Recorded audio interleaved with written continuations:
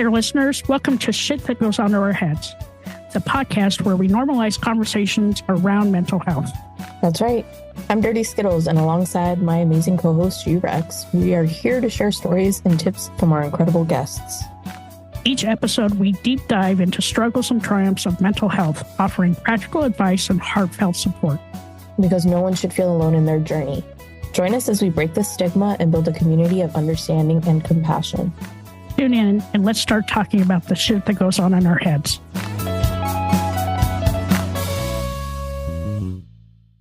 What a season, G-Rex. Oh my God, what a great season. And you know what? We got to start it off with our amazing friend, Regent. Yes, and I'm going to fangirl again because for those that are listening to that episode, Regent was somebody who I always looked at like, oh my gosh, who is this amazing force of a person? So to be able to talk to him in such a candid way I fangirled for like 10, 15 minutes. I know you did. And I loved this conversation about those fierce conversations and, having those conversations and not holding that stuff in, but actually like speaking to the person to get that message out. And since we recorded that episode, I've actually done that twice. And I'm going to tell you, it was absolutely freeing. That's awesome, dude. That's awesome. I'm so happy to hear that for you. There was another part of that I took away from listening to his story and him sharing his experiences with us was that sometimes those fierce conversations that you need to have are with yourself. Mm-hmm. Being able to listen to who you are in that moment, what's true to you, what is bothering you, how to deal with it. And if it includes having a conversation with somebody else, how to best prepare yourself for that. Yeah, I actually used it after I did some journaling, and I had journaled about something that was really bothering me and something I really needed to get off my chest. And when I finally built up the courage to have that conversation, it actually turned out better than what I thought it was going to be. Because, we have all that negative self-talk. We're trying to build up the courage to have that fierce conversation. But it was absolutely freeing to have that conversation and have it be honest and have it come from a place of, God, you know what? We just need to get this out in the open. Yeah, it's amazing how freeing that can feel. So I'm happy you got to have that. And he was such a gracious guest and just funny, a little bit of irreverent. Not as irreverent as you and I are, but, we try. We love you, Regent. And then we had the amazing Lori, and the fact that she was able to figure out that she needed to take care of herself before she could take care of her kid. Right. And I think that it's hard to take note of that sometimes because we're either wrapped up too much into ourselves or we are completely invested into the wrong thing. So for her to be able to take the time, take care of herself so that she can show up properly for her daughter I was so happy to hear that. It was amazing. And the fact that she came up with that self-care checklist of of who to call, right? If you're the safety crisis, plan. The safety plan, knowing who to call when you're out of sorts or mentally or physically, have that list and just put it on your refrigerator. If I'm in crisis, who's going to be my first call? Yes. And developing not only one just for yourself, but for your family too. I remember saying in that episode, the one thing that would live on after we had that conversation was that I would make a safety plan. And I specifically wanted to have one for my child so that when they're older, they know that they don't always have to come to mom or dad. If they don't feel comfortable coming to mom or dad, there are other resources out there. And I think that to me is really important to take on and implement in our life. And I love the resources that she has put together for other moms who have teens that are going through mental issues, right? And she had that big symposium and, really cares deeply, about the community and because she's out there living it every day. Yeah. Huge. That was amazing. And just an amazing soul. She comments on every single one of our posts on Instagram. I love that about her. She reaches out after we send out our newsletters, letting us know that we're on the right path. And that, that's important to us too, is to make sure that we're delivering, good content for everybody so that you at least get something out of it. Yeah. Yeah, I know. That's what's important, right? It's like we get to have these conversations and live in that moment and selfishly ask the questions we want to ask. But I'm happy to know that there are people that are listening and that we are providing them real resources. So yeah, that's huge. That is huge. And then we had Andrea, and her episode couldn't come at a better time. Yes. we both had friends.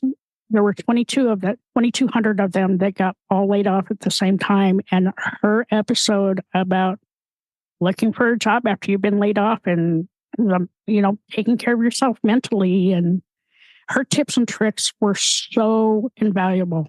Yeah. And like the message of sometimes it's going to take hundreds of resumes that you're submitting into a job application before you find the right one that is ultimately the best fit for you. And making it fun, right? Not making it into a job, but making it fun.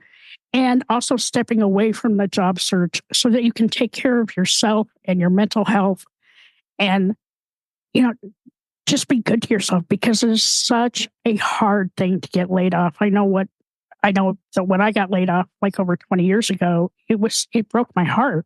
Yeah. But, we have such a great community of old coworkers that they're all working together to help each other out. And I think that that episode from Andrea really helped them to realize what an amazing community that we do have.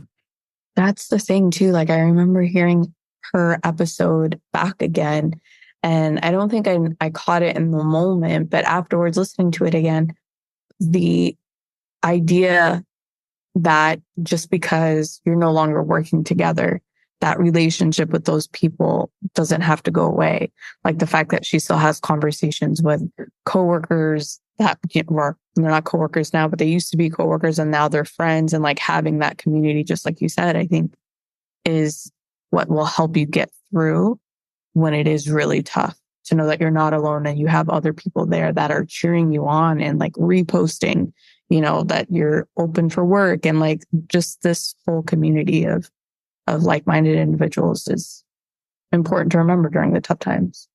And I love the fact too that she went and volunteered at the zoo, and got to act, like she actually knew what she was, and was happy, and like pretended like she actually knew what she was talking about. And, you could hear the joy in her voice when she talked about that, and, finally landing the job that she had wanted for a really long time. And my only hope is that, for our friends and coworkers that had lost their job, that they really took the time to listen to that episode and, got something out of it, so that it's not so hard to find another job.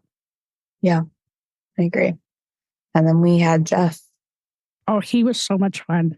He was he was the lawyer turned mountain climber. I know, but I liked his episode because it, in some way, and I feel like this is going to sound bad, but I liked the idea of getting outside of your comfort zone and taking risks, like maybe doing riskier type of things within reason, obviously, but just rediscovering certain aspects of who you are apart from like a big job that you had for X amount of years, right? Like stepping outside of that comfort zone, being a little risky, doing something a little crazy, maybe. But finding so much joy in doing that too, and giving back to the community, and all the stuff he does for Nepal and the organizations that he's on the board at in Indiana. Like, just a super nice guy and an incredible writer and funny. Like, you wouldn't think that he was funny like when we first started recording, but boy, he's got some really good stories, and he's just a good soul. Like, good for the soul. Like, he made me feel good after we were done recording, and I just really loved talking to him. Amazing. And then we had Zach. And Zach earned all the negativity in his life to something really good. Like, they make goat milk soap. That is probably some of the best goat milk soap I've ever used. Yeah, and they started that during such a tough time in the world. during the pandemic and working with his mom and kind of almost like rediscovering what is work during a pandemic. Because during that time, nobody knew what to do. Like we were all sort of just like, what happens now? So to be able to redefine almost who he was and what his purpose was and to be happier for it. And for sure. And then also, finding out that his wife was pregnant and then having to deal with the whole NICU during COVID. And like, he just approaches each day with a sense of happiness and being grateful for everything that he has and, working hard, but also playing, and we talked a little bit about, finding your inner child and how he finds that every day just by playing with his son. And how that's really important is that we remind ourselves that our inner child needs to come out and play every now and then. I've been really good about that this summer. My inner child has come out more lately than it probably has in about 10 years. But I like to play. Okay. I like to laugh. I need a bit irreverent, but I like to make other people laugh because, laughter is really good for your mental health.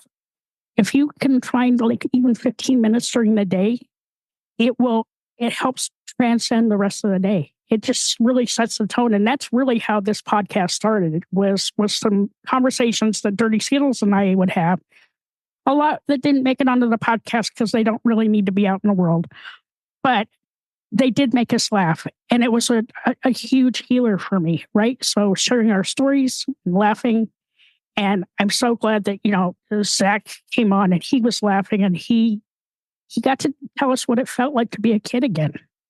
Yeah, I love that. And I guess to some degree, hearing you say like you're playing again, I think that's probably, I'm starting to do that a little bit more, I think, like with my crow feeders, because I will have pet crows that bring me trinkets. Only as long as you don't get attacked by the owl. Right, so, right. That's a story for another podcast, though. Oh, I can't help it that Harry Potter decided to come and visit you. So, that owl has definitely claimed my backyard, but we need to somehow get him out or it could be her. I don't know. But I need the crows and the ravens to come in and the owl to vacate. Yeah. If anybody has any ideas, not just. Yeah. If you have ways to eradicate the owl, please let us know. In a nice way. In a nice way. Not in a mean way. Just needs to be relocated. But then we had Jeff. And Jeff was talking about his son that was born during COVID and really advocating for his son, during the time because, they're babies and they can't advocate for themselves. And, what a mental strain that put on him and his wife because during COVID, like you could only have one person in the hospital at a time. And, it was a tough time anyway, but then you add COVID and having your son in NICU at the time made it even worse. Yeah. And like him having to learn how to advocate for his child. But also one of my takeaways from that was just how well he learned to communicate with a significant other too, because during that tough time, you have to be able to be there for each other and tag team and be essentially a team to advocate for your child. And I remember hearing that and thinking like, wow, that's great that they were able to communicate so well because it's not always the easiest thing. Right. And they actually have a really good Facebook group too that, helps parents, just deal with real life stuff that comes up for parents. And also like the fact that they set up time so that they both have alone time away from the kids, right? So that they can recharge because I don't have any kids, but I can only imagine that the amount of time and energy that goes into raising your kids, but also needing a little bit of time for yourself. Yeah, because it's easy to get lost in something you love so much. So you need to remember who you are and take care of yourself first. Oh, that's a good lesson. Do you think you can remember that? Can you write that down? I want you to go back and listen to this episode again, okay?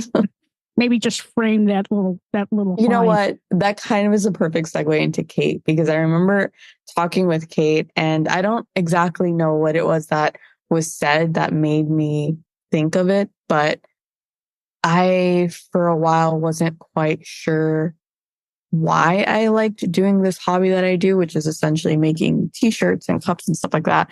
But the imagery on it is where my passion stems from, is like creating a fun image and putting it on something.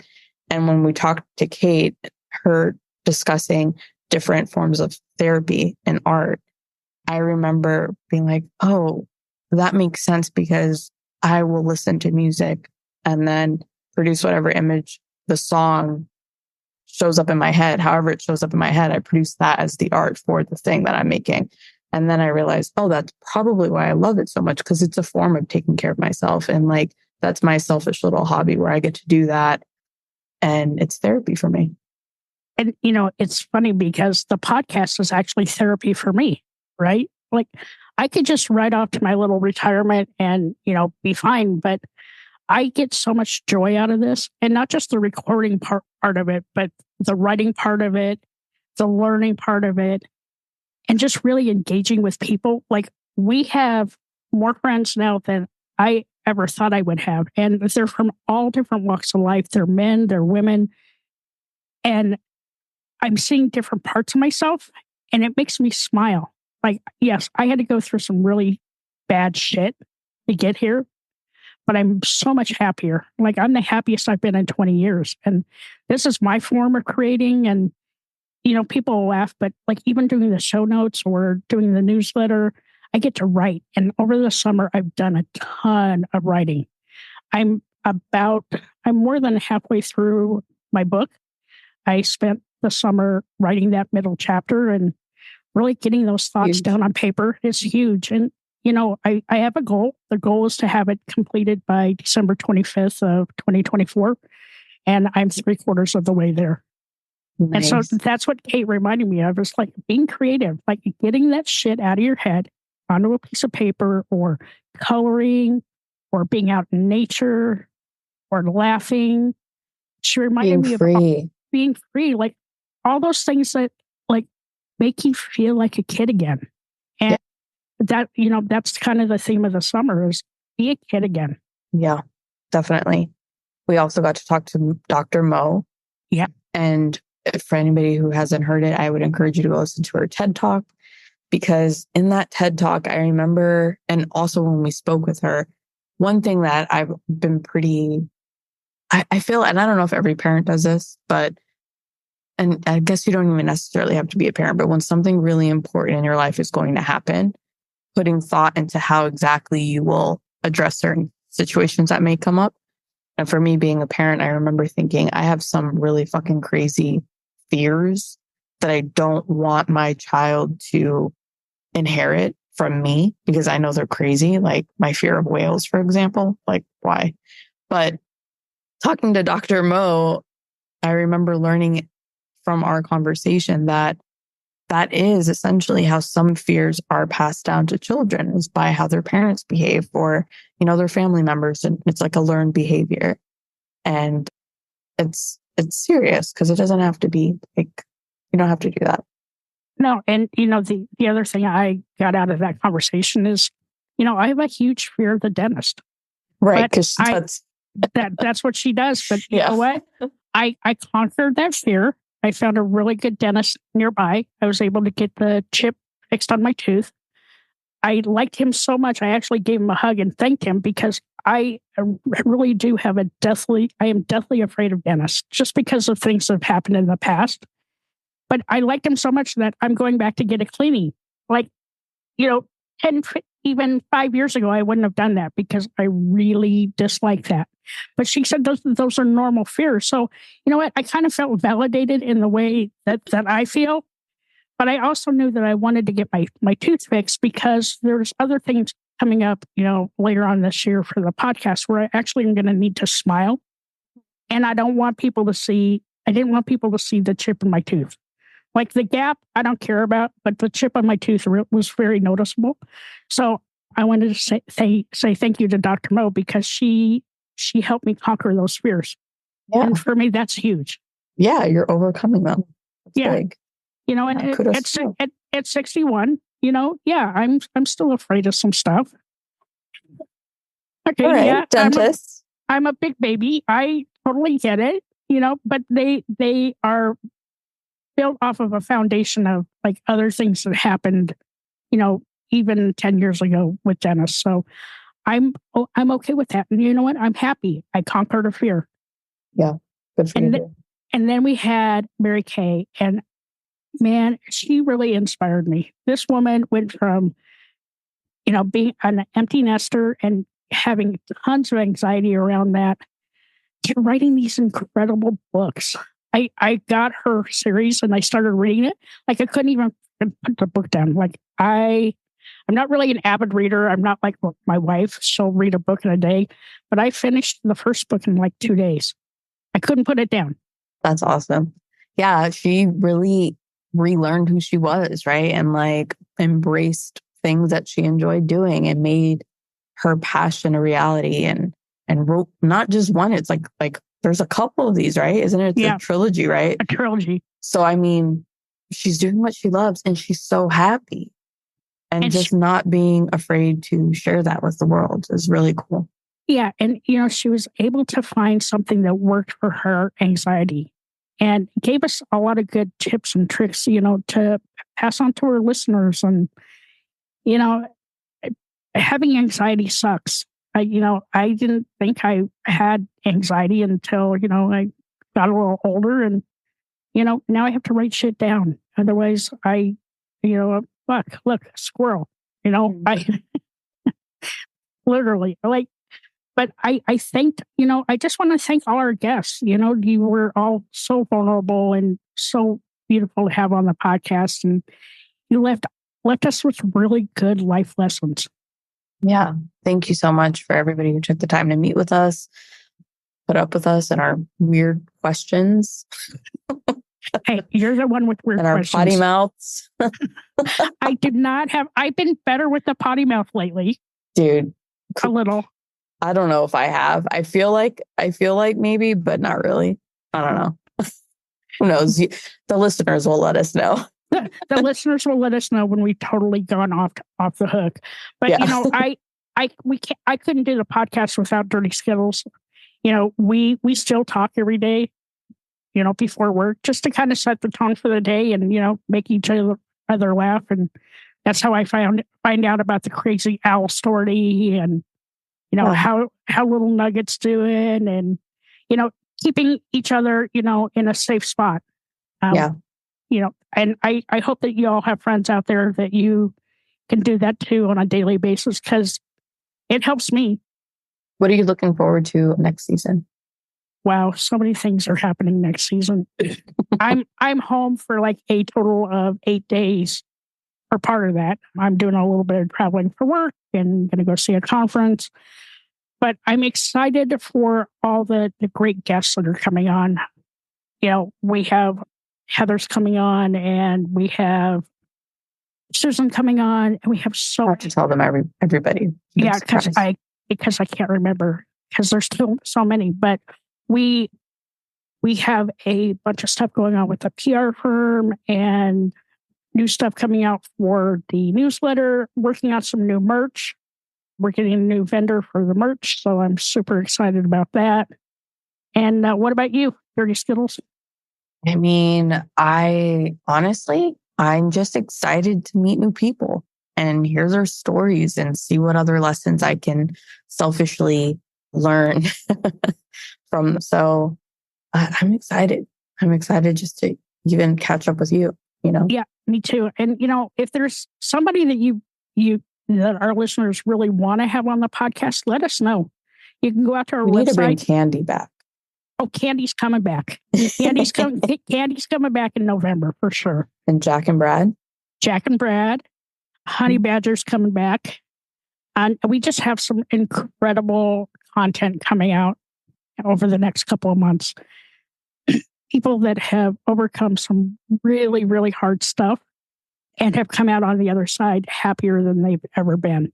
And so I'm super excited about that. Maybe we'll get Crazy 8 to come back and talk about his journey since we last spoke. I would love that because he is one of the most requested guests that we have that's asked to come back.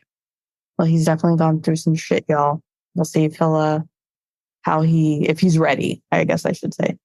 But you should follow him on Instagram because he's now making cutting boards and cheese boards, and they are freaking amazing. All handmade. I'll put his Instagram logo, Purple Heart Groove, in the show notes so that you can go follow him on Instagram. Yep, that's my pops. Just be nice. Just be nice, please. Hi, all. Thank you so much for listening to this episode. I'm G-Rex. And I'm Dirty Skittles.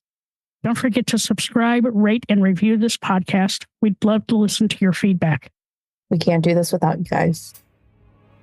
It's okay to be not okay. Just make sure you're talking to someone.